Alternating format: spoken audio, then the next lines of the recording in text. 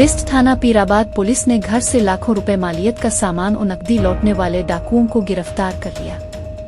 SSP waste मुलजिमान ने 9 फरवरी 2026 को frontier colony में आलम खान नामी शहरी के घर में डकैती की वारदात की थी। तारिक इलाही मस्तोई मुलजिमान वारदात के दौरान घर के अफराद को यरगमाल बनाकर घर से 25 लाख रुपए कैश और 27.5 तोला सोना लेकर फरार हो गए थे। मुकदमा के मुताबिक वारदात का मुकदमा इल्जाम नंबर 52/2026 बजुर्म दफा 395 पे थाना पीराबाद में मुतासिरा शहरी की मुद्दत दर्ज है। पुलिस ने खुफिया इत्तला पर बनारस कॉलोनी में कार्रवाई करके 2 मुलजिमान को किया। तारिक इलाही मस्तोई गिरफ्तार मुलजिमान से 2 गैर कानूनी पिस्टल्स बमाले सालाम एमुनीशन 6,25,000 रुपए कैश और 2 आर्टिफिशियल ज्वेलरी बालियां बरामद हुई।